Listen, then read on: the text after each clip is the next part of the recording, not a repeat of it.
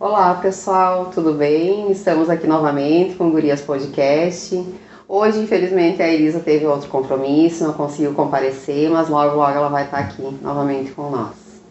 Estamos aqui hoje regravando o nosso primeiro podcast com a Vânia. Seja bem-vinda, Vânia. Muito obrigada, Aline. Obrigada aí por participar desse lindo projeto Gurias Podcast. É um imenso prazer estar aqui novamente falando, sobre a minha história. Ai, que bom. Seja bem-vinda, viu? Então, o que aconteceu, pessoal? Para quem vem nos acompanhando, a gente está regravando novamente com a Vânia, porque lá no início a gente iniciou uma parceria que, em função das agendas, acabou não acontecendo. Então, a gente decidiu regravar novamente, convidamos a Vânia para vir, a agenda dela bem apertada, mas ela muito disponível, está aqui novamente conosco, a gente te agradece muito. Eu que agradeço. Pela tua disponibilidade e vir novamente nos contar. Eu acho que é muito interessante. A Vânia, ela defende uma causa muito nobre, que ela fala muito sobre o autismo. Ela tem, o Isaquinho, que na verdade as pessoas usam muito o termo, é uma dificuldade, não é? Eu acho que é uma grande lição. É um desafio. Um desafio. Mas te traz muitas lições de vida, de vida. E o tanto assim que tu desenvolveu nesse meio tempo, que para ti foi uma autocura. Com certeza. O autismo, inclusive, estou para lançar meu livro, Pois é. Por conta da guerra que estava acontecendo, houve um atraso na questão da impressão. As gráficas ficaram sem o papel do livro e as editoras acabaram atrasando a impressão de muitos livros, e o meu estava na fila. Nossa. Então mas logo já está chegando aí, o autismo, o livro que eu escrevi então sobre a minha história, falando aí sobre o Isaquinho, sobre a família, o que aconteceu com toda a família nesta mudança, que veio após o diagnóstico. Que joia. Então, como é que é o nome do teu livro? É Autismo Construindo o Mundo Azul. Olha, que lindo. É muito lindo. Inclusive na Feira do Livro agora, municipal, que acontece a partir do dia 13 de novembro, era a minha intenção de lançá-lo. Mas não sei se chegará a tempo, farei um pré-lançamento de qualquer sorte. Então, já quero ir preparando a comunidade, porque é o primeiro livro sobre o autismo de São Borja. E quem escreve ele é uma mãe especial. Tem todo o sentimento envolvido, Tem todo o sentimento, contando história, contando sobre umas pesquisas também que eu fiz relacionadas ao autismo, porque outrora este assunto não era muito falado, não era muito conhecido, e hoje é o que mais está sendo falado, e nós precisamos falar sobre o assunto. Precisa divulgar, até para que as pessoas saibam o que fazer diante disso, Tu não precisa ter um filho autista para saber o que fazer, porque a gente vai conviver sempre com esses seres azuis, A gente costuma falar neles. Está na escola, está na comunidade, está na sociedade, nos ambientes que nós frequentamos, e todos nós precisamos como lidar, como entender, Com certeza. Como entender, e a empatia é tudo, Se colocar no lugar daquela mãe que tem um filho atípico, se colocar no lugar daquela família, e se colocar no lugar da própria criança deficiente, criança ou jovem com alguma deficiência, e entendê-lo, inseri-lo, incluí-lo. Com certeza. É isso aí. Vânia, tu é graduada em Direito, Graduada em Direito, pós-graduada em Coaching, Liderança e Gestão de Pessoas, E depois tu fez uma pós-graduação em Educação Especial e Inclusiva. Isso mesmo. Eu me formei, contando um pouquinho, lá do início. Um pouco da tua história. Da minha história. Me casei aos 19 anos, com o Isaac. O Isaac é policial militar hoje.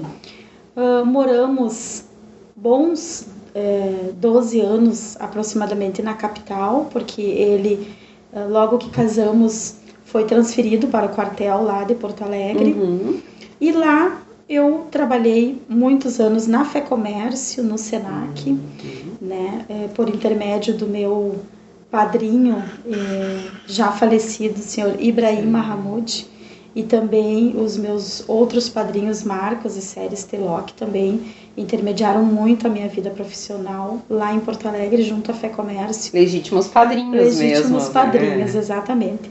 E daí por longos anos trabalhei na FEComércio, o Isaac no quartel lá de Porto Alegre, e nesse período então nós aproveitamos para ir para a faculdade, né? Fomos juntos cursar Direito, então no Unila Salle, em Canoas. Então foram longos, aproximadamente 6 anos estudando. De graduação. Né? De graduação. E eu sonhava muito em ser delegada, em ser uma promotora de justiça, né? Era esse meu objetivo. Estudar não era... o ramo do direito civil. Exatamente, não era nem advogado, né? Era mais assim. E foi tudo perfeito, nos formamos. Logo depois da formatura, nós decidimos, então, vamos ter o nosso primeiro filho, né? Porque já faziam alguns anos já que estávamos casados. Claro. E deu tudo certinho, né? Logo em seguida eu engravidei e veio o Isaquinho. Muito sonhado, muito querido por toda a família, muito desejado. Que idade que tu tinha quando tu foi mãe? 27 anos. Olha só, uma idade ótima. Uma idade ótima. Esse Isaquinho tem 11 anos, todos já sabem a minha idade. 38 anos, né? Mas 38 anos muito bem vividos. Sim. Então, eu engravidei, tive o Isaquinho, veio tudo de forma perfeita, assim, na minha vida. Tudo no tempo certo, tudo no tempo momento certo. E conforme a programação. Mas eu costumo dizer que nós programamos uma coisa e Deus programa outra para a nossa vida. Com certeza. Então, passados aproximadamente 2 anos que o Isaquinho tinha de idade, nós então começamos a perceber alguns comportamentos diferentes nele. Mas, como todo pai, como toda mãe, a gente sempre acha que aquilo vai passar. E vocês eram pais de primeira viagem? De primeira viagem, né? exatamente. E eu, como mãe, assim, fechei meus olhos e pensei, é normal isso, porque o fulano foi falar com tal idade, porque o Beltrano fazia isso, e vem aquelas histórias todas. Mas na escolinha em que ele frequentava, a professora veio conversar comigo e dizer que o Isaquinho estava apresentando comportamentos diferentes, né, na escola, e que não eram condizentes com a idade dele, e que nós deveríamos procurar um tratamento médico. Conversei com o Isaac, então, sobre aquilo, que até o momento para nós era uma surpresa. Algo novo.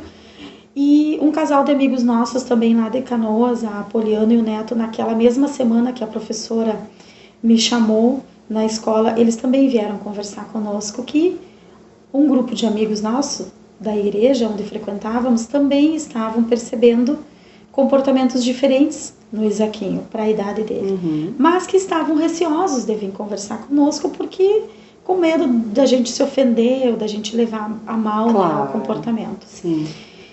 E quando eles vieram conversar conosco, nós já sabíamos, então, porque a professora já tinha me falado. E esse casal de amigos de vocês já eram pais também? Já tinham filhos? Não tinham filhos. Eles tinham percebido, conversado entre eles lá, que o comportamento dele estava estranho. Não estava, assim, parecendo uma criança dita normal. Então, nós começamos a procurar os médicos. Então, eu, naquele momento, pensei, não, vou procurar. Então, estão me dizendo que tem que procurar, e eu fui adiante, né? O Isaac trabalhava, eu comecei a pedir algumas dispensas no meu trabalho para nós, então, começarmos as consultas e encaminhar o tratamento. Para nossa surpresa, alguns meses depois, alguns exames depois, algumas terapias agendadas com fonoaudiólogo, psicoterapeuta, veio então a sugestão de que ele teria traços de autismo. E naquele momento, o que era autismo? O que era o autismo? Não fazia ideia. Imagina, isso foi em 2011. Exatamente. Eu lembro que eu comentei com o Isaac e disse, o que é o autismo? Eu nunca vi uma criança autista na minha vida, eu acho. Né? O que será que causa isso? É uma doença? Ou o que é? É uma deficiência. E fui para o Google procurar. É uma deficiência neurológica? É uma deficiência, isso, comportamental. Comportamental. Isso. E aí fui para o Google procurar o que era. E me apavorei. Pensei, meu Deus. Comecei a ver vídeos e fiquei apavorada. Levei um choque de realidade quando eu descobri exatamente o que era o autismo. Daquele momento em diante, eu fui na neurologista, então, e ela me disse, olha, com essas palavras assim, vocês vão ter que correr contra o tempo para recuperar o filho de vocês. Porque ele já tem um atraso, né? Neste momento ele já estava quase completando 3 anos, né? Durante todo o período da gente estar sabendo e fazer todo o tratamento, todos os exames para investigar. Já estava próximo aos 3 anos. E vocês vão ter que correr contra o tempo e buscar terapeutas e isso e aquilo, porque senão ele pode não falar, ele pode usar fralda o resto da vida, ele pode convulsionar. E aí ela despejou assim aquilo, tudo que poderia acontecer de uma única vez na nossa frente. E faltou um pouquinho de humanismo, talvez, exatamente, né? Naquela exatamente. hora ali. Hoje eu não consigo imaginar um profissional falando dessa forma para um pai e para uma mãe, né, que estão ali descobrindo um diagnóstico. E isso lá em Porto Alegre. E eu lembro que aquilo assim caiu como uma pedra na minha cabeça. Assim, eu fiquei zonza, eu não estava entendendo o que estava acontecendo, perguntando, meu Deus, por que isso está acontecendo comigo? Meu filho tão lindo, tão amado, tão esperado, como assim? Como assim ele é deficiente? Por que isso está acontecendo comigo? E não entendi, questionava Deus, mas fui levando nos tratamentos, marcando fonoaudiólogo, marcando terapia, marcando isso, marcando aquilo. Engolindo o choro e seguindo. E que me questionando. Naquele momento, uma depressão muito forte começou a me invadir. E eu perdi o controle da situação, da minha situação, perdi o controle do meu corpo, perdi o controle dos meus pensamentos e eu não conseguia mais raciocinar. Organizar o que estava tudo ali dentro. Exatamente, e adoeci. A depressão hoje, né, considerada o mal do século, uma das doenças mais agressivas. E no pós-pandemia ela veio com muita força, né? Veio com muita força. E eu sofri muito, a nossa família, todo mundo em pânico, preocupado, era a assimilação do diagnóstico e eu adoecida, emocionalmente. E comecei a achar doenças no meu corpo, né? A depressão ela se manifestou de uma forma que eu tinha certeza que eu ia morrer. E eu pensava, se eu morrer, como vai ficar o meu filho? Né? Como ele vai se criar sem mim? Eu não posso morrer e eu tinha medo de morrer, eu tinha medo da morte. Nossa. E eu entendi, e naquele momento eu encontrava a doença na minha cabeça, na minha barriga, em todo o meu corpo. Eu fui a N médicos fazer todos os exames possíveis e impossíveis para encontrar. Acabou somatizando. Exatamente. Acabou somatizando. Virei hipocondríaca. Imagina. E aquilo levou assim aproximadamente 1 ano e alguns meses para passar. Nesse momento o Isaac estava em curso, ele era soldado, foi para o curso de sargento. E a nossa família, então, se uniu, nós morávamos em Canoas, em prol de me ajudar, vinham toda semana para me cuidar. E eu, neste estágio de depressão, não tinha condições de ajudar meu filho, que estava tão precisado naquele momento. E eu pedia para Deus, meu Deus, eu não posso morrer. Mas aí, todo o tratamento com medicação, com terapias. E aí o Isaac, então, se formou, né, no curso dele de sargento. E eu disse para ele, vamos embora para São Borja. Porque lá em São Borja que está a nossa família e nós precisamos deles perto e o Isaquinho precisa deles. E o Isaac entrou com pedido, então, de transferência há exatos 6 anos atrás, aproximadamente. E eu lembro que aquele pedido demorou bastante, porque uma burocracia, é difícil liberarem policiais da capital para São Borja, né, para o interior. O contingente tem que ser bem maior. Exatamente. Lá, né? Mas deu certo. Depois de mais ou menos uns 6 meses, aí deu certo a transferência. E eu, chegando em São Borja, eu me senti em casa. Acolhida. Toda a nossa família aqui, né? E aí nós, então, recomeçamos, né, do zero. Eu a depressão passou, aqueles momentos de desespero, aqueles momentos... Eu fiquei com crise de pânico da capital. Nossa. Né? Não conseguia mais andar pelas ruas. Foi um momento muito triste da minha vida, que hoje eu consigo olhar e lembrar com maturidade tudo que passou. Mas naquele instante eu achei que não sobreviveria àquela etapa. Mas chegando em São Borja, então... Estava no céu aberto. Eu estava no céu aberto, acolhida, né? Meus pais, meu pai e minha mãe, né? São meu porto seguro, né? Os pais do Isaac, as cunhadas, o irmão. Então, todo mundo próximo, todo mundo ali junto, né? Sobrinhos, enfim, avós, toda a família, né? Junto. Isso foi uma cura emocional imensa para mim. Com certeza. E também, eu costumo dizer que lá em Canoas, nós não conhecíamos pessoas com filhos deficientes.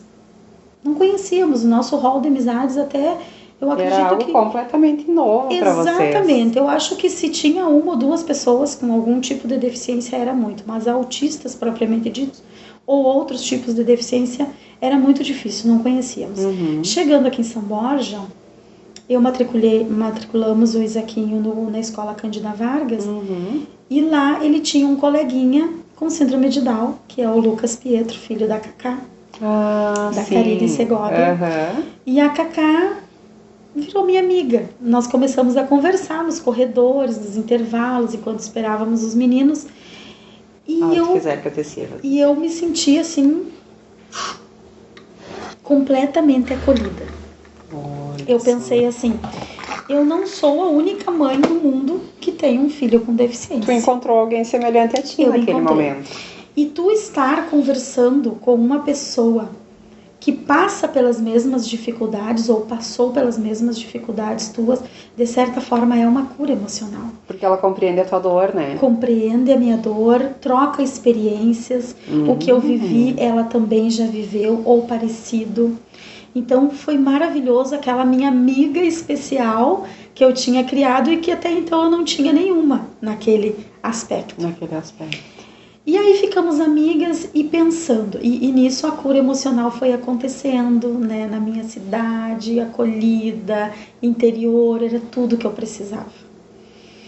E aquele momento nós conversando um dia, eu disse pra Cacá, deve ter outras mães, né, de crianças com deficiência por aí, se a gente se reunisse um dia para tomar um chimarrão, para conversar, né, sobre experiências vividas, sobre as nossas dores, né, se alguma de repente está em estágio depressivo. E a Cacá disse, vamos procurar essas mães, vamos criar um grupo de WhatsApp pra gente conversar e vamos nos reunir um dia, uma tarde. Porque é aquela coisa, né, Vânia, o conhecimento compartilhado, ele tem um valor muito grande. Muito grande, muito grande. E a dor compartilhada, ela alivia muito também. Exatamente isso. E aí eu lembro que eu fui então pra PAI, matricular o Isaquinho na PAI, nas terapias da PAI. Sim. E tu vê assim, eu nunca tinha pisado na PAI. Na PAI, não tinha noção do que era. Não tinha noção do que era. E daí quando eu me deparei, eu pensei, porque há um preconceito velado de muitas pessoas com relação à PAI. Antigamente se falavam, infelizmente, os louquinhos da PAI. Eu ouvi muito isso de pessoas próximas a mim. E isso, hoje eu entendo assim, a dor, né, que as pessoas que tinham seus filhos frequentando a PAI naquela época sentiam ao ouvir este tipo de comentário. Eu acredito que isso intensificava muito mais o adoecimento, tanto, né, da criança, do aluno e da própria família. Eles adoeciam juntos naquela dor ali. Adoeciam psicologicamente, emocionalmente, por ouvir esse tipo de comentário. E eu lembro que eu ouvia bastante antes de conhecer a PAI. Então era um preconceito que as pessoas tinham, sendo que a PAI, ela é uma escola que cura. Ela é uma escola que regenera, que ajuda. Em primeiro lugar, ela acolhe. Ela acolhe, né? E ela acolhe de forma preparada, porque ela está preparada para aquele acolhimento. Profissionais altamente qualificados para cuidar das crianças com todos os tipos de deficiência. Me senti acolhida lá na PAI. Não foi à toa, que eu não me lembro em que ano, o prefeito Juca Alvarez, né, deu às professoras da PAI aquele 100% no salário, Sim. né, por elas terem aquela total dedicação aos alunos e àquela comunidade. Que trabalho maravilhoso que a PAI faz. E aí eu lembro que eu matriculei o Isaquinho passou pela triagem, e numa reunião, na primeira reunião que eu participei, eu vi algumas mulheres, algumas mães, e me enxerguei nelas. Depressivas, sem esperança. Desestimuladas. Aquelas mulheres naquele sofrimento solitárias. Porque o luto emocional, ele é solitário. Tu pode estar rodeado de familiares, rodeado de gente, aquilo é tu que está sofrendo, é tu que está se questionando em que momento tu errou para aquilo ter acontecido contigo. Porque a gente se culpa, né? E a gente se primeira culpa. ação nossa é se culpar. O que foi que eu fiz? Bom, mas eu voltei a trabalhar, será que eu não devia ter voltado? Será que eu não devia ter colocado na escolinha? Será que isso, será que aquilo? É muitos questionamentos no coração de uma mãe. Então, e por que eu falo das mães? Por que eu falo da mulher? Porque há um estudo comprovado, inclusive, de que 90% dos casos, eu acho que é mais esse percentual, mas 90% dos casos são as mulheres que abdicam da sua vida profissional e pessoal. Com certeza. Para ficar em casa cuidando dos filhos. O pai, ele precisa trabalhar, ele é o provedor, né? No caso do Isaac, ele é concursado, policial militar, ele não tinha como abandonar o emprego dele, precisava trazer o sustento para casa. Eu tive que pedir a demissão, eu tive que abrir mão da minha carreira profissional em prol do meu filho, para levá-lo, se dedicar exclusivamente, levá-lo nas terapias. E aí tu vê a importância dessa força que tu encontrou nas outras mães. Exatamente. Né? Porque ali tu precisava desse apoio direcionado para ti. Né? O que eu acredito muito, a mãe, ela precisa estar bem para que o filho esteja bem. É uma ligação. É uma ligação. É uma ligação. Né? Se a mãe não estiver bem, o filho não vai estar bem. Exatamente. Né? Mas se a mãe se recupera, o filho se recupera também. Isso. Então eu olhando aquelas mulheres, olhando aquelas mães e pensando e me enxergando nelas há alguns meses atrás, naquele estágio de depressão que parecia que não tinha fim na minha vida. Então eu pensei, vamos unir essas mulheres. Vamos conversar, vamos ajudar umas às outras. Às vezes a gente só precisa de uma amiga para conversar. Às vezes a gente só precisa de um chimarrão, precisa de uma palavra.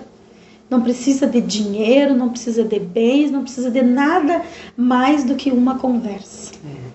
E assim nós fizemos. Comecei a pegar os contatos daquelas mães e disse para elas, nós vamos criar um grupo do WhatsApp pra gente se reunir uma tarde dessas e tomar um café, tomar um chimarrão. E a Cacá me ajudando e começamos. Criamos um grupo inicialmente com 10 mães. Imagina 10 mães. E aquele grupo foi crescendo e as mães foram gostando de se entrosar umas com as outras. E foi crescendo, quando vê nós tínhamos 20, quando vê nós tínhamos 30, quando vê tínhamos 40. Hoje o grupo tem mais de 170 mães. Imagina. Hoje, isso 5 anos depois. Muito rápido, conseguiu reunir toda essa... Começamos, e aí eu pensei, não é direito a minha carreira, não é nada na área jurídica, e mudei totalmente a minha forma de ver a vida. E eu pensei, eu preciso cuidar das pessoas. E aí tu foi te especializar na parte de educação inclusiva. Exatamente, fiz educação especial inclusiva porque eu queria entender o que se passava na cabeça das mães, na cabeça das crianças, como que eu poderia lidar melhor com isso, conhecer mais o assunto.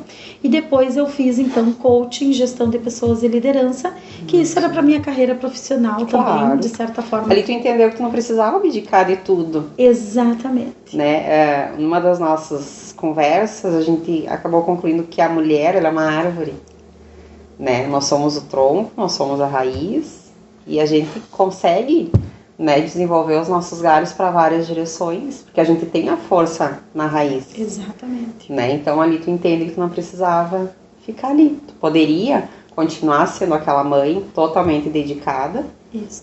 Né, e buscar a força nas outras mães e também te desenvolver profissionalmente. Exatamente. E dar força para aquelas outras mães, para que elas entendessem, então, neste momento eu totalmente recuperada, da depressão que passei totalmente. Nessas horas tu já nem usava medicamentos mais. Não usei mais medicamentos, me revitalizei, me reconstruí, emagreci, né? Recuperei a minha autoestima que estava totalmente... Eu fiquei muito, muito abalada naqueles momentos, não tinha vontade nem de levantar da cama alguns dias. Daquele momento depressivo, e eu me reconstruí. Fiquei assim, me gostando, me amando, me achando linda. Mas na verdade entendendo o teu valor, né, Vânia? A tua importância para que tudo voltasse a renascer de outra forma. Exatamente, e voltei a trabalhar, né? Porque daí voltando para São Borja, o seu Ibrahim, o finado seu Ibrahim me deu a oportunidade no Cindy Lojas para trabalhar como coordenadora executiva. E ali eu comecei a me relacionar com pessoas, a conhecer o comércio e pensando assim, vou usar tudo isso em favor desta causa. E vesti a camiseta da inclusão, levantei a bandeira em favor das mulheres, de cuidar das mulheres, e o nosso grupo foi crescendo. Aí eu comecei a fazer ciclos de palestras, nós nos reuníamos para conversar, para trocar experiências, para festejar, né? Porque a gente também precisa disso, né? Nos reuníamos para festejar e foi a coisa mais linda do mundo. Mães que nunca tinham, muitas vezes, participado, assim, de uma festinha sem o filho, sempre com o filho junto. E a gente incentivava que elas deixassem o filho com alguma conhecida, com algum familiar, por uma hora que fosse, para curtir aquele momento. E foi lindo demais. A recuperação das mães, se regeneraram, se reconstruíram, né? Tiveram ciência de que o diagnóstico não é o fim do mundo, que nós precisamos ser felizes com aquele diagnóstico. Porque é o começo do mundo novo, né? Exatamente, e porque a deficiência, ela é para o resto da vida. Ela não é uma doença que toma remédio e cura. Não. Ela é uma deficiência que tem tratamento, que tem terapias, mas o meu filho, ele será deficiente pro resto da vida. Autismo não tem cura, tem tratamento. E outras deficiências, síndrome de Down, paralisia, enfim.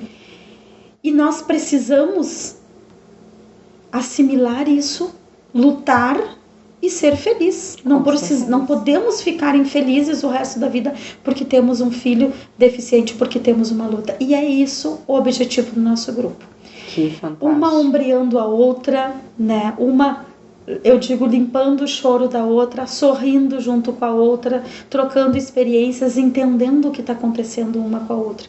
Passados alguns anos, nós criamos um projeto Dia de Rainha, onde algumas mães nunca tinham sentado numa cadeira de um cabeleireiro para fazer o seu cabelo.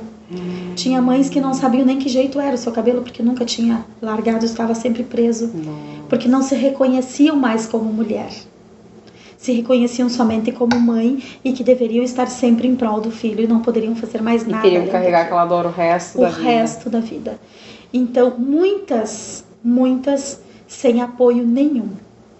Nem da família e às vezes nem do marido. Nem do marido, porque infelizmente há mães no grupo solitárias nas quais o marido sabe do diagnóstico, os pais sabem do diagnóstico e abandonam totalmente para que ela carregue isso sozinha.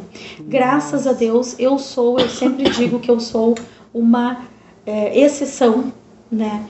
O Isaac é um pai maravilhoso para o Isaquinho, sempre foi presente e a nossa família é unida na causa do Isaquinho. Todo mundo cuida, todo mundo se especializa, todo mundo. Então, assim, eu digo que eu posso sair, viajar uma semana que o Isaquinho fica melhor do que comigo. Vai ficar bem cuidado, vai ficar bem assistido. E essa é a importância da família, né? Exatamente. Esse é o motivo da família estar ali. Isso, mas muitas não têm isso. Não tem. Muitas são solitárias nessa caminhada. Imagina.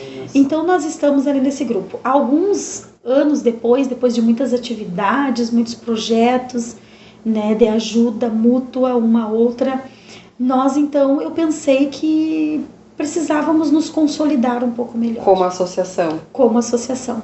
E daí criei a Agnes, Associação Grupo de Mães Especiais. Esse nome é fantástico, né? Mães especiais, porque tu fala, né, na criança especial. Exatamente. Mas a criança especial, ela veio de uma mãe especial. Veio de uma mãe especial. E aí criamos a Agnes, nos estruturamos, até hoje temos uma diretoria. A Cacá é a minha vice-presidente, né? Porque eu digo que ela foi a primeira, né? Na qual a gente teve a ideia de criar o grupo e montamos toda uma diretoria, então toda composta por mães, por guerreiras. E hoje temos muitos benefícios no grupo, né? Nós ganhamos muitas coisas, as mães trocam experiência, eu preciso do remédio tal, eu tenho, vem aqui buscar. Temos um relacionamento com as professoras da APAE, né? Porque muitos dos filhos frequentam a APAE, muitos não frequentam mais. Então o grupo, ele não é vinculado à APAE. Nós temos um relacionamento com a APAE porque é sempre importante a gente esclarecer isso, porque as pessoas confundem bastante. Claro. A Agnes, ela é independente da APAE, porque há mães que frequentam, que são da Agnes, os filhos não frequentam mais a APAE. E muitos frequentam a APAE. Então nós mantemos esse... É conforme a necessidade do filho que eles permanecem lá. Na Agnes são aceitas todas as mamães especiais, com filhos com qualquer tipo de deficiência. Essa parte que falam muito hoje sobre TDAH, sobre hiperatividade, também existem mães com filhos assim? Tudo que for considerado deficiência, Imagina. As mães podem participar da Agnes. Porque o tamanho da força que vocês têm que terem, né? Exatamente. Pra trilhar esse caminho junto do filho de vocês. Com certeza. Né? E tem mais a questão de tu enfrentar a sociedade. De conscientizar a sociedade, né, do tanto de atenção que tem que ser voltado a essa comunidade. Do quanto políticas públicas de inclusão precisam ainda ser incrementadas, porque a inclusão, eu costumo dizer, é um bebê ainda engatinhando. Né? Em muitas das situações é para inglês ver, como diz o ditado. Então a nossa luta, ela é constante e ainda há muito que lutar para se ter uma sociedade mais inclusiva. Efetivar essa inclusão, exatamente. Né? Que ela saia dos papéis, que ela saia dos cartazes e realmente ela vá para ação. Aconteça. E aí, então, nós criamos a associação, né? Criamos uma diretoria. Que data que a Agnes foi criada? O ano passado. Olha. O ano passado. Já temos aí quase um ano da associação consolidada. Que joia, como Agnes.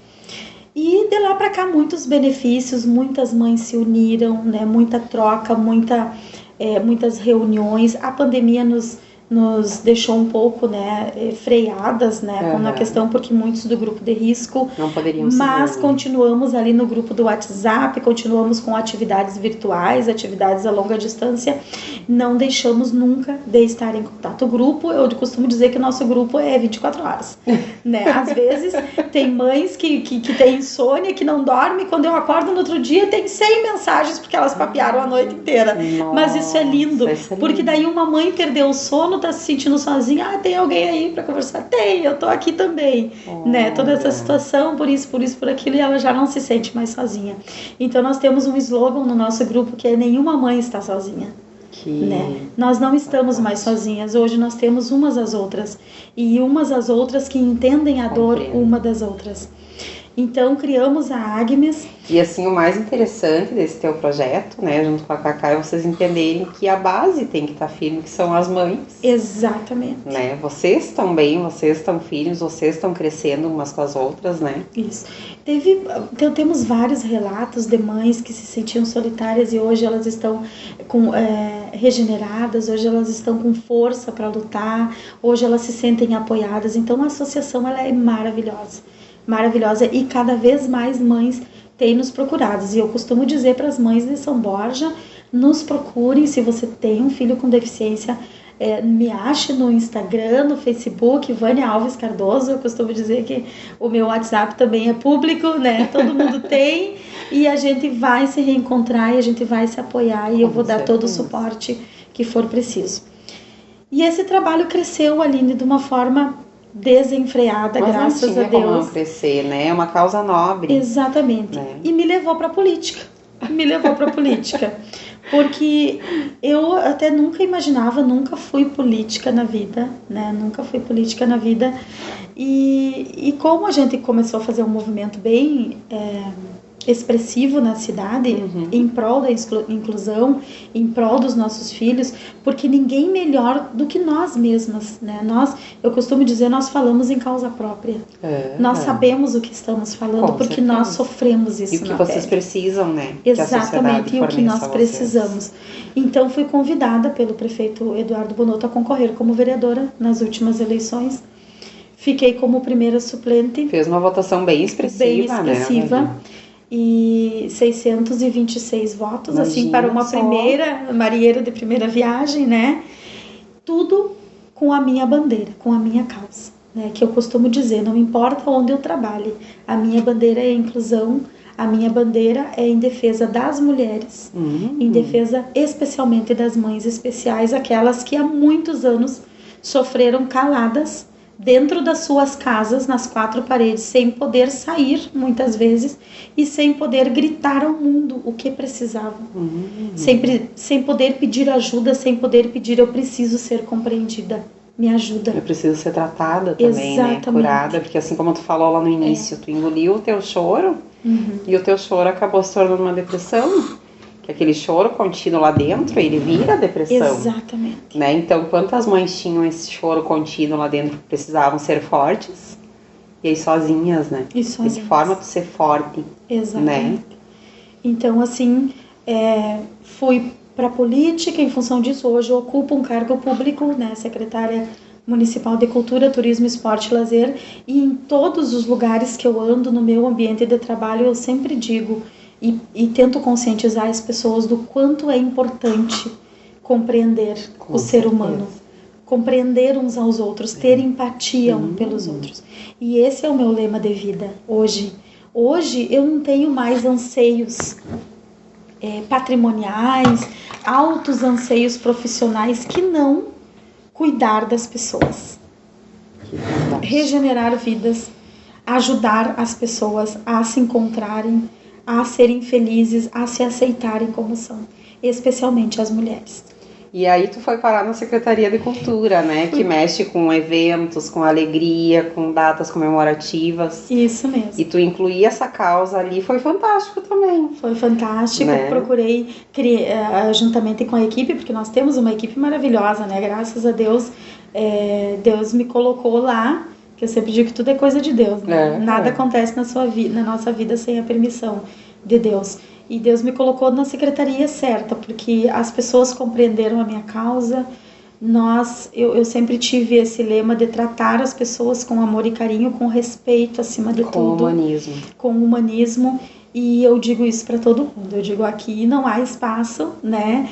Para falta de respeito, não há espaço para não compreensão, no diálogo, na conversa, tudo nós resolvemos. Né? Com guerra, com discussão, a gente não resolve nada. Piora, né? Exatamente. Piora tudo. Então, me colocou lá naquela secretaria e eu fui sugerindo para a equipe, e nós temos, né, vários projetos nessa área também. Já saiu até um evento de música, de dança, né? Música de dança. Em parceria com a Mara Cabral. Isso mesmo, participamos, apoiamos todos os projetos, e especialmente, eu digo, né, se vocês vêm me falar sobre inclusão, é o que eu gosto, né, é o que eu quero.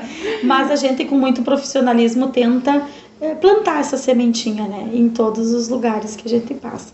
Eu sempre digo que os cargos são passageiros, mas o que nós plantamos no coração das pessoas, isso permanece. Vai ficar pro resto da vida. São os legados que se deixam, né? Os legados, exatamente. E me conta um pouquinho da tua infância. Tu sempre teve esse pioneirismo, assim, essa vontade de ir à frente, desenvolver novas ideias, tu lembra? Olha, eu sempre fui metida.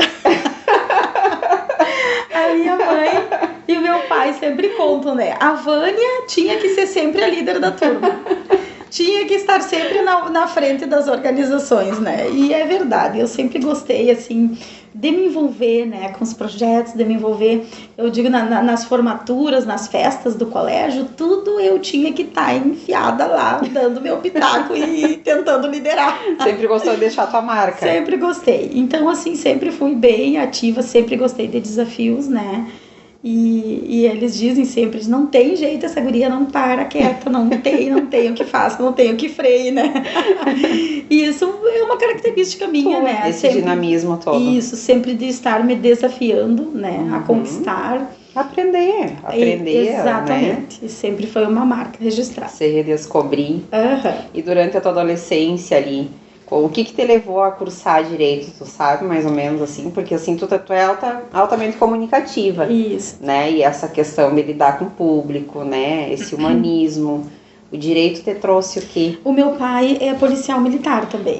Ele é policial. E daí eu sempre dizia, né, que eu queria ser policial, que eu queria ser uma delegada. Uma idolatria ao pai. Isso. E daí eu achava lindo, né, a delegada, eu achava lindo aquele status daquele cargo, né. Claro.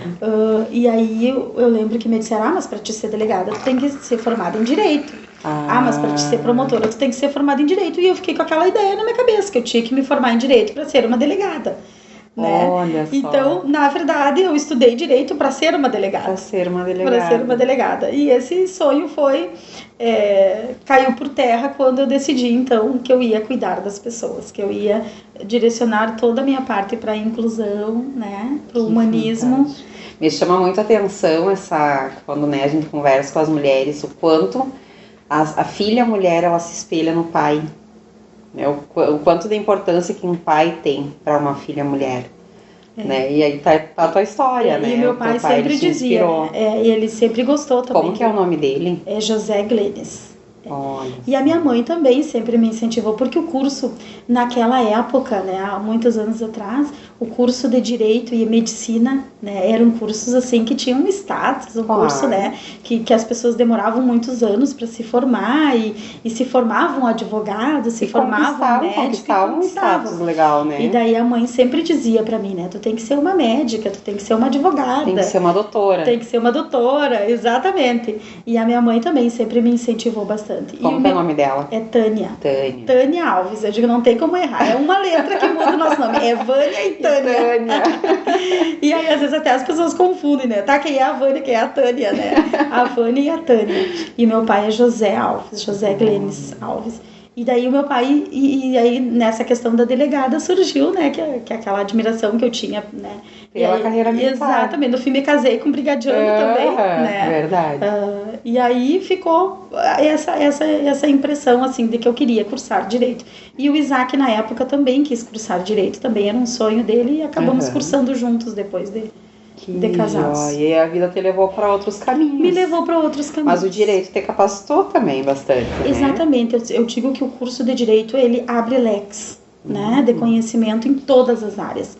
E justamente na área da inclusão, nós precisamos saber os nossos direitos, os nossos deveres. E já existe hoje uma legislação específica voltada aos direitos das crianças especiais? Sim, com certeza. Isso nós estamos até no grupo, nós temos algumas advogadas que estão sempre apoiando as mães na questão dos direitos, dos benefícios, né? As mães que precisam de remédio, as mães que precisam de transporte, né? Então tudo isso nós temos ali no grupo as mães que são advogadas e que também ajudam. Elas norteiam, elas orientam. Orientam. Até essa estrutura nós temos no grupo. Que fantástico, que ótimo, né? Imagina só. Então, apoio de todos os tipos de profissionais. E esse teu projeto é um projeto bem pioneiro no estado, né? Porque são poucas cidades que têm esse tipo de associação direcionado às mães. Exatamente. E agora nós estamos buscando a nossa sede própria. Né? Então é o próximo passo, estamos aí na iminência de ter uma sede, né? Temos alguns projetos aí, futuramente estaremos divulgando, mas já temos algo em vista, e tendo uma sede própria, nós poderemos então desenvolver bem mais projetos com as mães, para que as mães se tornem empreendedoras, para que façam cursos, para que se reúnam, né, semanalmente ou quinzenalmente, de forma mais frequente, porque hoje as nossas reuniões, assim, nos salões que a gente consegue, nos lugares, nas casas, não temos um lugar fixo, muitas vezes na minha casa, né, então, nós tendo a nossa sede, nós poderemos, então, construir o nosso cronograma, ciclo de palestras, ciclos de rodas de conversa, acolher as outras mães que vêm chegando, né, para agregar ao grupo. E futuramente, né, eu tenho um outro projeto desenhado, que é a construção de um centro de convivência para pessoas com deficiência. E o que seria esse centro? Eu costumo sempre esclarecer, né, porque eu acho importante que as pessoas não confundam. Esse centro, ele é uma ajuda para as mães. Por exemplo, hoje, a mãezinha, ela não pode muitas vezes ir no mercado. Porque não tem quem deixar porque não o filho. tem com quem deixar o filho. Então vai ser uma espécie de creche para crianças com deficiência, Olha exclusiva para crianças com deficiência. Que a mãe, aquela mãezinha que é manicure, ela vai trabalhar 3 vezes na semana, ou 2 vezes na semana, ela sabe que ela vai poder deixar o filho lá E ele no vai estar bem centro, amparado lá. e ele vai estar sendo cuidado e ela vai poder trabalhar.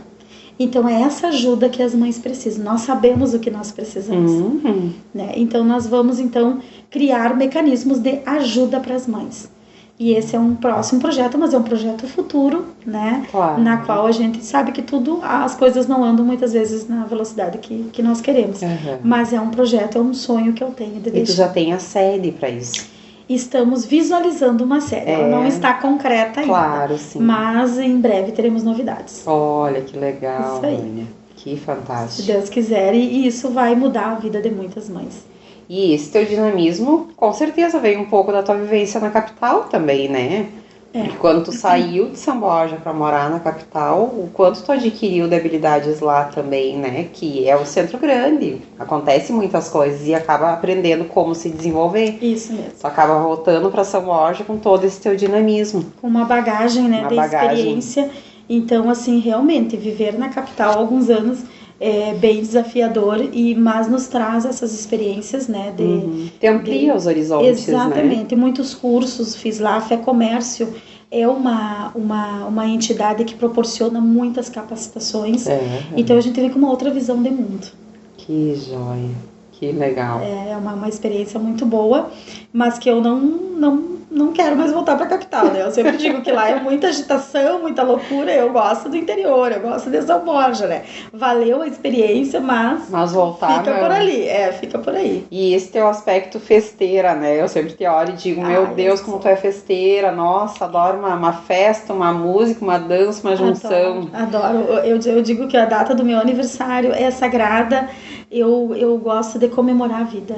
Comemorar o dom da vida. Comemorar o dom da vida. Eu acho assim que nós passamos por 2 anos de pandemia, onde perdemos muitas pessoas, né? Muitas pessoas queridas, muitos conhecidos. E a gente precisou ressignificar o valor da vida, né? Fica o aprendizado de que somos instantes. E em instantes não somos nada, como diz aquele ditado. Então nós precisamos aproveitar, nós precisamos comemorar a vida todos os dias, né? Ser feliz, precisamos comemorar com aqueles que amamos, precisamos estar com os amigos na volta, e eu adoro isso, porque é o que fica na memória. Às vezes eu tô revendo as fotos e vejo, que noite divertida, que coisa boa que foi. Não é nada mais, né? Bens materiais passam, se destroem, os momentos é que ficam. É verdade.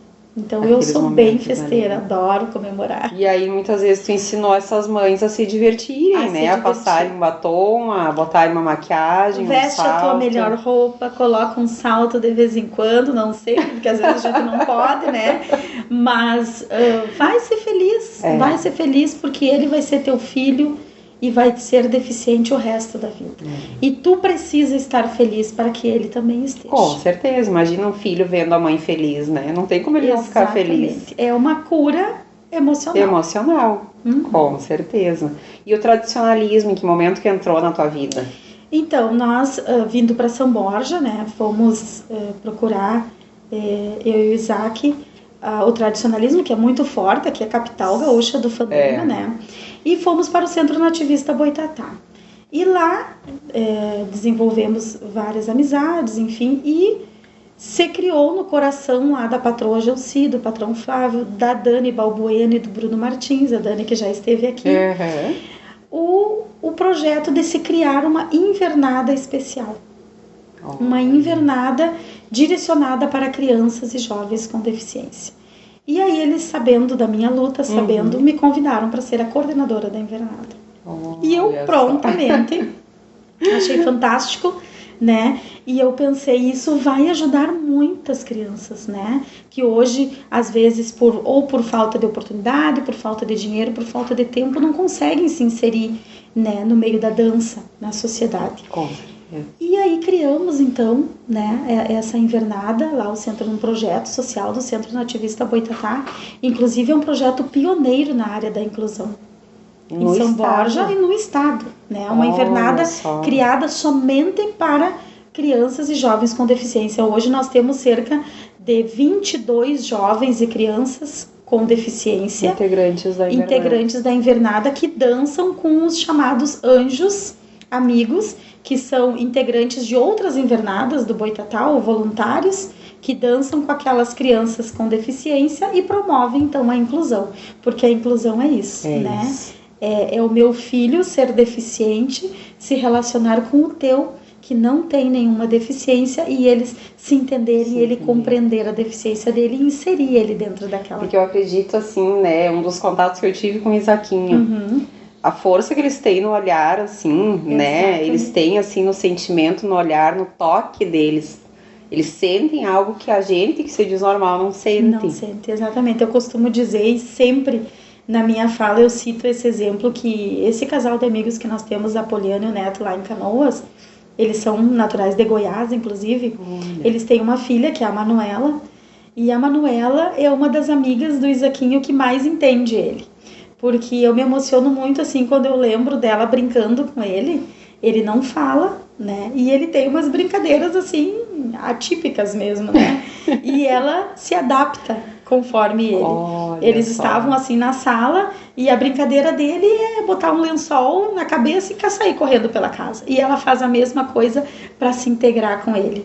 Porque ele não brinca com os carrinhos, não brinca ali com os brinquedos. Ele não vai contextualizar. Ele não. E ela se adapta. E eu digo, meu Deus, a Manu é uma criança abençoada, porque ela consegue, na idade que ela tem, entender ele e brincar com ele. Se adequar ao contexto dele. Exatamente. E eles interagem. E é a coisa mais linda. Olha só. Então é isso. Na invernada especial, nós temos os anjos amigos, né, que contribuem, que são jovens e crianças de outras invernadas e outros voluntários também, que auxiliam. E a coisa mais linda, nós temos relatos maravilhosos de mães que vieram me falar e conversar com a patronagem, com os professores, de que o filho convulsionava e depois que começou a dançar na invernada nunca mais convulsionou. Olha só. De que mudou o jeito do filho, de que acalmou o filho, né, de que ele ficou feliz, ficou curado emocionalmente com a dança. O sentimento dele foi acariciado de alguma forma. Exatamente. Então a invernada é linda, já se apresentou bastante em vários lugares.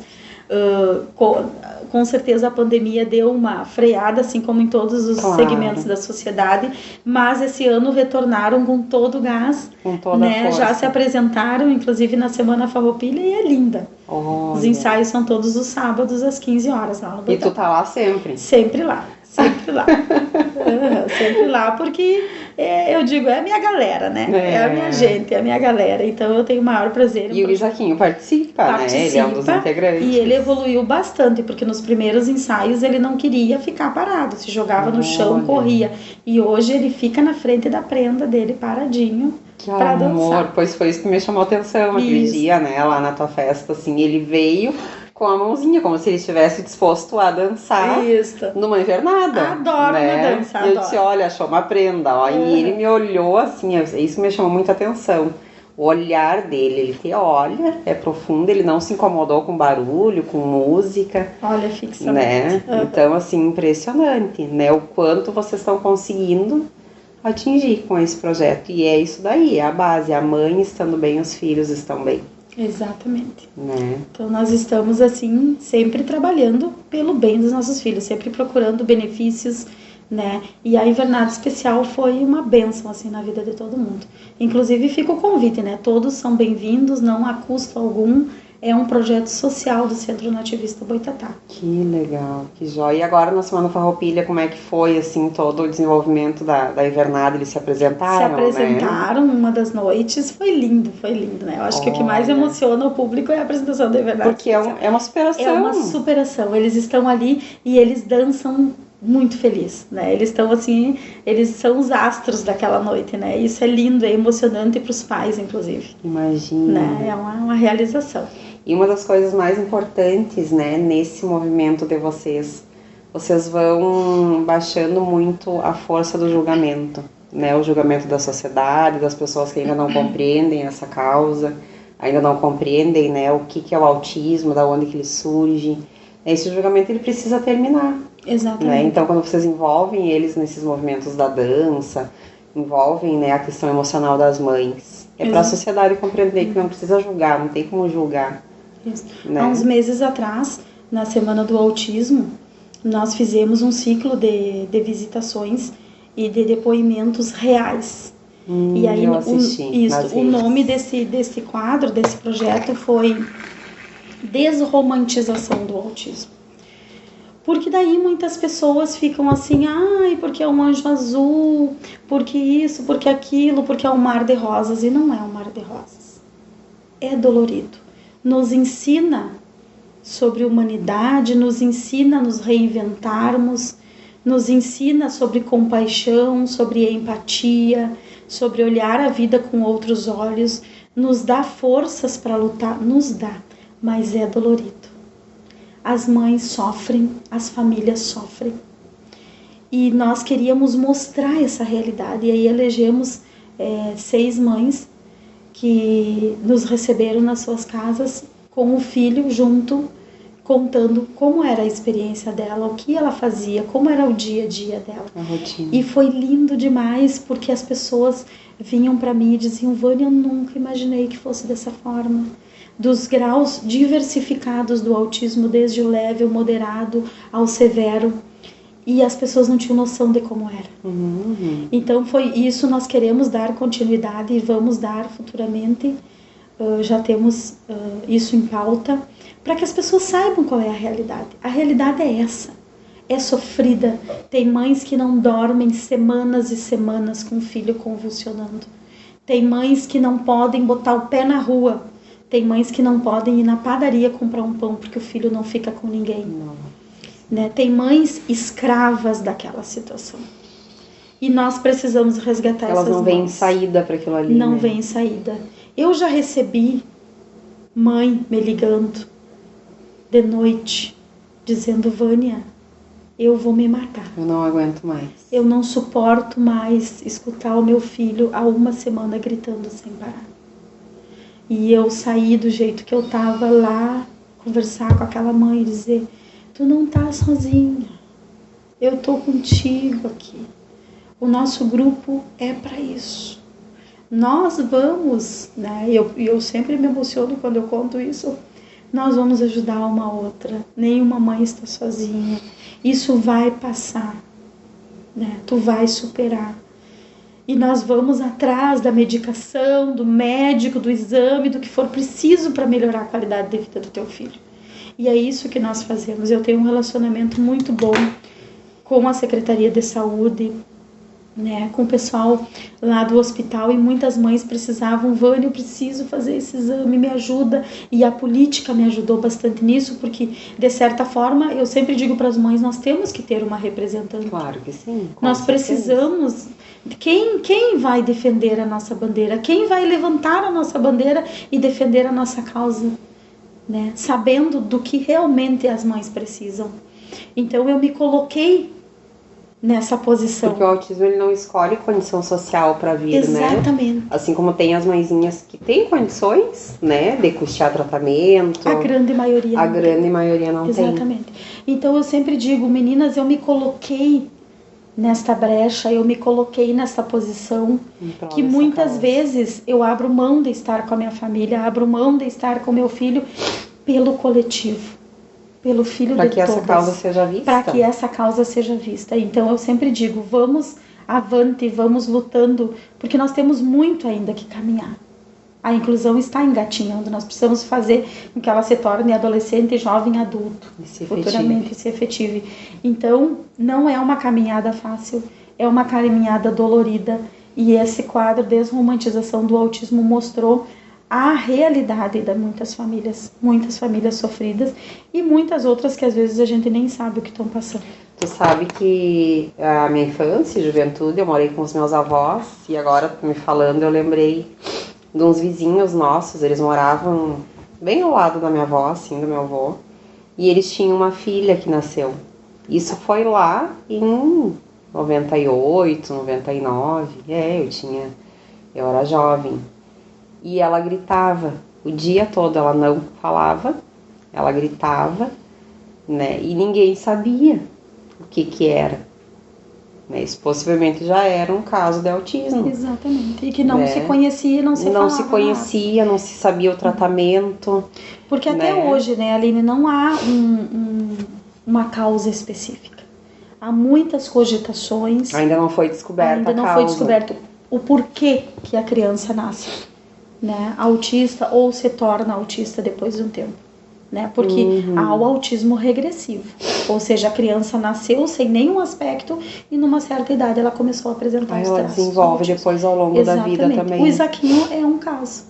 Né? Ele nasceu perfeitamente, passou todo o primeiro ano como uma criança normal, né, com os desenvolvimentos, tudo dentro dos conformes, e numa certa idade é como se ele tivesse regredido. E aí o diagnóstico é o autismo regressivo. Então, assim, não é uma doença que ainda está em estudo, então. Isso, uma deficiência que está sendo estudada por vários cientistas, né, que tem N causas que a gente também nem cabe estar falando muito, porque no fim das contas as cogitações assustam as pessoas. Claro. Né? Se tu vai falar da alimentação, tu vai falar das vacinas, tu vai falar não sei o que, das condições climáticas, tu assusta as pessoas, porque não há uma definição. E nós não podemos estar levantando cogitações. Então, os grandes pesquisadores médicos, eles evitam de falar. Até que se tenha um diagnóstico concreto. Exatamente. Certo. Sobre o que realmente causa. Mas o fato é que está acontecendo alguma coisa no mundo onde nos últimos tempos há um crescimento desenfreado de crianças com autismo. Que nascem com autismo em vários lugares do mundo, em várias condições. Nunca se viu tantas crianças autistas. Então, assim, que está acontecendo algo muito grave, está. Resta que os nossos grandes médicos, grandes cientistas descubram estudiosos, pesquisadores. E tentem alertar, né, as futuras mães aí para o que possa não acontecer. Eu acredito muito, sabe, no poder, né, da ciência, dos estudos, das descobertas. Eu acredito que, como isso é algo muito novo, eles vão chegar em algum momento na cura. Com certeza. Né, num tratamento, né, e na cura. Né, tudo requer tempo. Né, imagina, isso é muito novo, isso vem de 13, 15 anos atrás que começaram a surgir, né, os primeiros casos. Eu acho assim que talvez a questão de diminuir os sintomas, diminuir as estereotipias, né?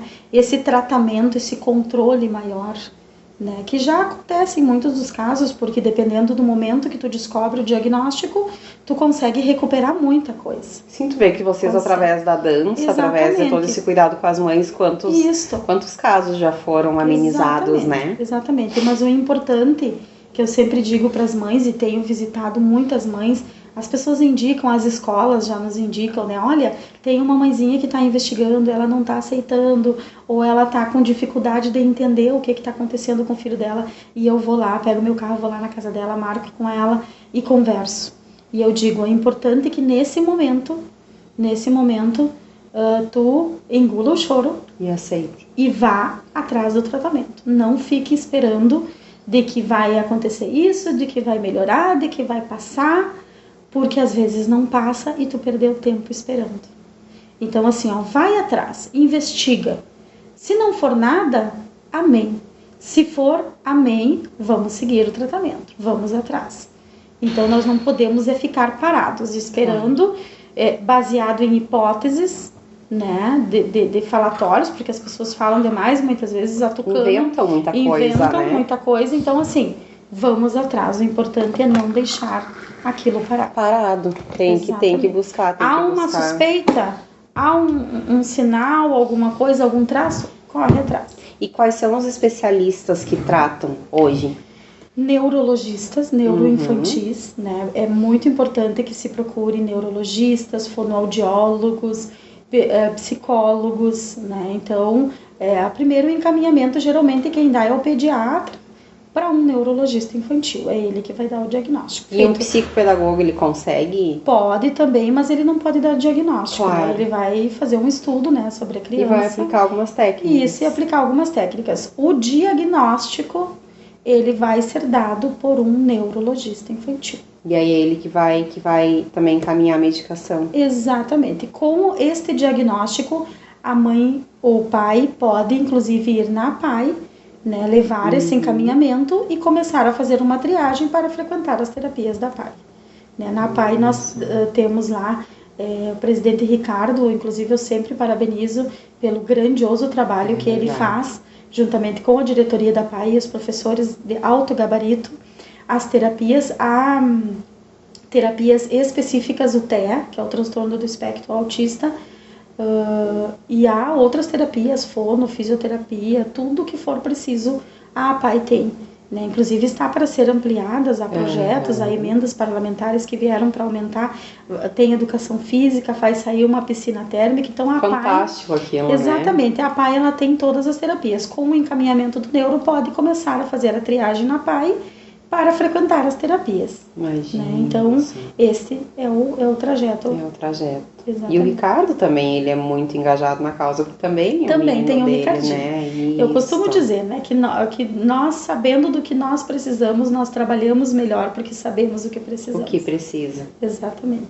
Lá na PAI também tem a ecoterapia, é lá que é desenvolvida ou não? É aqui no Exército? É no Exército que era desenvolvida. Agora, por conta da pandemia, havia dado uma parada, mas me parece que o convênio já está sendo... porque é uma parceria, né, entre a PAI e o quartel. O Isaquinho fez muita ecoterapia, foi maravilhoso para ele, adora cavalos. E me conta um pouquinho da tua vaidade, né? Tu é muito vaidosa, assim, a gente olha, tu tá sempre, né, bem maquiada, bem arrumada, em cima do salto alto. Eu costumo dizer que eu admiro muito, né, as mulheres que usam salto alto com naturalidade. Eu sou muito do tênis, né? Então, eu admiro essa tua vaidade. Veio da tua mãe, é de ti, veio da vida, veio de todo esse teu enfrentamento. Veio do enfrentamento, né? Veio depois dessa... Eu sempre fui muito vaidosa, desde a adolescência, mas agora, na fase adulta, isso ficou bem mais específico, assim, de mim, por a questão do empoderamento feminino, né, de empoderar outras mulheres, de que a mulher mostre a sua beleza, de que a mulher se enxergue como mulher. E não como mãe somente, como esposa, como filha, mas que ela se enxergue a mulher linda que ela tem, né, por trás de todas essas outras profissões que nós temos. Então, acima de tudo, porque se tu te acha linda, se tu te sente bem, tudo flui. É verdade. Né? Tudo flui no trabalho, flui em tudo que tu for fazer. É bem feito porque tu está se amando, porque tu está se sentindo bem, tua autoestima está bem acomodada ali. Então, como eu trabalho bastante a autoestima feminina, principalmente no grupo de mães, né, a gente fez projetos diversos. Nós tivemos um período que nós tínhamos parceria com salões de beleza, com massagista, com manicure, com as lojas, né? As mães serviam de modelo para as lojas e eram fotografadas e aquelas fotos ficaram lindas, assim, com poses que elas... Eu adoro fotos, né? Então, assim, é devido a isso, né? Então, eu gosto de estar me sentindo bem, de sempre estar com uma maquiagem, de sempre estar num salto. O salto, como eu fui executiva, né, isso era a minha profissão, né, então eu tinha que estar sempre no salto, organizando tudo, e aí fui pra vida política e continuei, então pra mim não é estranho, hoje o salto é natural. Às vezes eu caminho o dia inteiro, né, de salto, nem sinto, vou sentir quando eu tiro à noite só, mas é bem tranquilo. E me conta uma coisa, tu lembra lá da Vânia, ali por volta dos 6, 7, 8 anos, ali pelos 10 anos, tu tem a imagem de ti nessa época, da tua guria? Tenho essa imagem, uma guria muito sapeca, uma guria que teve uma infância muito feliz, né, dadas as condições que nós tínhamos na época, porque antigamente as coisas eram bem difíceis, né, para os nossos pais, não era fácil, a minha mãe sempre foi do lar, né, sempre cuidando de nós, e meu pai sempre trabalhando fora, e eu era uma guria muito arteira, muito sapeca. Eu gosto de lembrar assim dos tempos que a gente brincava na rua até tarde. E tem uma brincadeira muito legal que a gente fazia naquela época. Eu morei praticamente a minha infância e a minha adolescência, minha juventude toda na mesma rua, né? Até hoje onde meus pais moram, na rua Arthur Oscar. E a gente tinha um grupo, né, de gurizada, e a gente jogava caçador até as 10 horas da noite, quando tinha que entrar para dentro tomar banho. Porque os pais ficavam ali sentados, né, tomando chimarrão. Aquelas noites de verão, que não era um verão tão insuportável quanto agora, né? E eu lembro, assim, com muito com muito carinho daquela Uma gurizada boa nostalgia toda, daquela uma época. boa nostalgia dos tempos que a gente ficava brincando realmente da nossa inocência, né? Porque hoje em dia as coisas estão bastante mudadas, os jovens, as crianças estão muito à frente do seu tempo, à frente das do suas seu idades, tempo, estão né? lidando muito no celular. Naquela época nem celular a gente tinha, nem sabia direito o que Eu costumo era. dizer que os jovens de hoje, eles têm o mundo na palma das mãos, né? Uhum. E se não há aquele filtro, aquele cuidado dos pais, eles acabam se perdendo. Basta que saibam usá-lo, né? Isso é tão difícil, né? Então a gente vê. E eu sinto tanta saudade daquele tempo, né? Que a gente era inocente, a gente não tinha mídia nenhuma, não tinha eletrônico nenhum. E era muito feliz. Era muito feliz. Brincava. Eu costumo dizer que até quase os 15 anos eu brincava de boneca, né? Era a coisa mais linda. Hoje em dia as meninas não querem saber. É verdade. Mas eu fui uma criança, uma jovem muito feliz. E o que tu acha que a tua guria te diria hoje? O que ela te traria como mensagem hoje? Se tu te olhasse hoje e enxergasse naquele espelho ali a tua guria, o que ela te diria hoje? Ela me diria: segue. Segue no teu propósito, porque eu quero conquistar tudo que eu quero assim para minha vida. Eu quero profissionalmente, como pessoa, eu quero deixar meus legados. E eu acho que essa guria diria para mim: vai firme, não desanima, não desiste, que tudo vai dar certo. E segue em frente na tua luta. Às vezes a gente cansa no meio da caminhada, mas a gente tem que aprender a descansar. Com certeza. Achar uma sombra, descansar, tomar uma água, levantar a cabeça e seguir em frente. Seguir em frente. Então, eu tenho certeza que a minha guria diria isso pra mim. E que ela tá muito orgulhosa de ti. Exatamente, de quem eu me tornei, né? E de quem eu ainda quero me tornar, porque eu acho que a vida tem muitos fluxos, né? E a gente tem muito ainda que conquistar. A mulher dos 40 hoje, eu acho que é a mulher dos 25 de antes, né? Porque assim, a gente chega nos 40 e a gente quer viver tudo, a gente quer descobrir o mundo, né? Exatamente. Então, assim, eu tenho muitas coisas ainda quero fazer, né?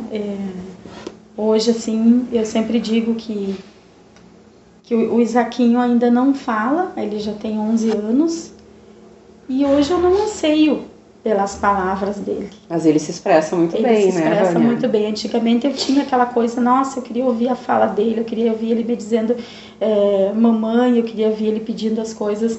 Hoje eu quero que ele seja feliz, que ele seja respeitado. Com certeza. Porque ele não sofre com o preconceito. Ele não tá nem aí, se alguém rir dele, ele ri junto. É eu que sofro, né? É o pai dele que sofre, é os avós dele que sofrem, é a família toda que sofre.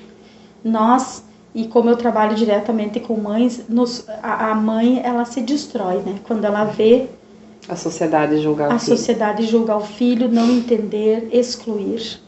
Então, assim, hoje eu quero ele respeitado, eu quero que as pessoas compreendam ele, né? E que não nos machuquem, que não nos crucifiquem, que não nos julguem, porque nós colocamos a nossa dor no bolso, abraçamos a dor uma das outras como mães e seguimos a nossa caminhada pelos nossos filhos. Com certeza. E nós precisamos que a comunidade nos entenda, nós precisamos de compreensão, de empatia. De empatia. Né?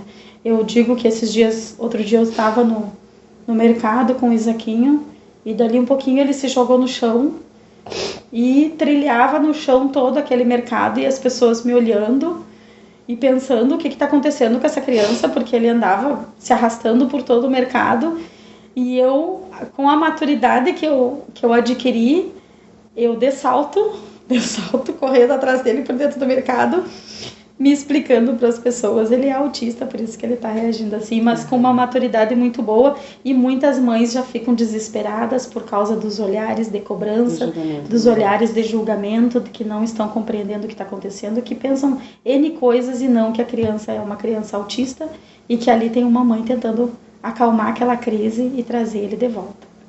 E eu lembro que ele recorreu todo todo o mercado praticamente, e eu atrás dele tentando pegar e não conseguia. E tentando disfarçar aquela situação e vendo os olhares, os comentários, até que veio um senhor e me ajudou e prensou ele assim contra uma das gôndolas e disse, agora tu pega ele, e eu consigo, porque ele tá grande, ele tem 11 anos, né? Pegar no colo, umas pernas imensas, não tem como. E aí ele me ajudou. Então isso é legal, isso é bacana. Então assim, que as pessoas tenham essa compreensão, vejam, consigam enxergar que ali tem, né, uma família que está lutando, né, para que aquela pessoinha, para que aquele anjo tenha uma condição de vida melhor, para que seja compreendido, para que seja feliz. Hoje eu só quero que ele seja feliz no mundinho dele, com as coisinhas dele, com o jeitinho dele, né? E tu vê que a gente tem muito para aprender com eles, né? Porque eles são totalmente desligados do julgamento dos outros, né? Totalmente. É nós que sofremos. É nós. Nós que sofremos. E enquanto a gente sofrer com o julgamento dos outros, a gente não vai conseguir botar em prática os nossos sonhos. Exatamente. Então, eu... E eu vejo que tu conseguiu te desligar do julgamento de muita gente. E consigo, né? E daí, às vezes, até esses dias, um colega comentou, disse assim, mas quem vê a secretária no salto, assim, às vezes, todo não imagina que anda correndo por dentro do mercado, tentando, que é mãe, né? Eu digo, sim, acontece isso. Eu não sou assim, né? Essa mulher montadinha no salto sempre, eu tô lá, né, lutando pelo meu filho, eu sou a dona de casa, né? Então, assim, que a sociedade nos entenda, que o mundo nos entenda, nos acolha, nos apoie. É isso que nós precisamos. Que fantástico. Que joia, Vânia. Mais amor e mais compreensão. É verdade. Compreensão. Compreensão, eu acho que é a palavra de ordem, na verdade. É isso aí. E os teus planos para o futuro? Tu tem ou tu vai deixar a vida te mostrar novos desafios? Eu gosto que a vida me mostre os novos desafios. E de certa forma ela me mostra. Né? Em alguns momentos a gente vê assim que as coisas se direcionam e que há possibilidade de portas abertas. E aí a gente vai. Por enquanto eu vou trabalhando, né? Vou trabalhando em prol da comunidade, vou trabalhando em prol da nossa causa e deixo nas mãos de Deus o futuro que a Ele pertence. Que joia. Prazer te receber aqui, Vânia. Prazer enorme, assim. Gratidão por ter aceito novamente o nosso convite para regravarmos essa conversa. Né? Não foi à toa que a tua história ela foi a primeira a ser colocada lá na nossa lista, porque ela tem um valor muito grande, ela tem um ensinamento muito grande. Ela tem tudo que o propósito do Gurias quer passar, né? Para as mulheres, para as gurias que nos assistem, para quem compartilha, para quem comenta. E novamente, né, eu volto a te dizer, eu te admiro como mulher, como mãe, como uma gestora, né? Não só pública, mas de pessoas. De pessoas. Tu tá de parabéns. E gratidão. Gratidão por ser essa guria, gratidão por ser essa mulher, pro teu filho, para ti, para toda essa comunidade que te segue, que te assiste e que te aplaude. Muito obrigada. E eu, mais do que nunca, quero agradecer por mais essa oportunidade, né? Quando nós conversamos, eu disse para ti, eu conto de novo, eu adoro contar essa história, eu adoro, né? É objeto do meu livro, inclusive, e eu, quantas mulheres eu puder ajudar, quantas mães eu puder empoderar, eu estarei fazendo. Enquanto tiver forças, enquanto tiver fôlego, estarei trabalhando por todas. Porque nenhuma mãe mais está sozinha nessa luta. Nós estamos juntas. Então é um prazer contar essa experiência de vida. Te agradeço de coração e desejo muito sucesso, né, ao Gurias Podcast, porque é bem como tu disse, é o sentimento, né, é vidas que tu está entrevistando aqui, e isso é a coisa mais linda. Vai de encontro ao que eu penso e aos meus ideais também. Muito obrigada. Gratidão.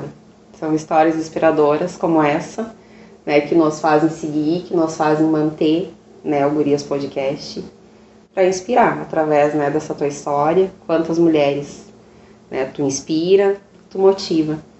Então é um grande exemplo de guria para nós e para todas as gurias que estão lá do outro lado.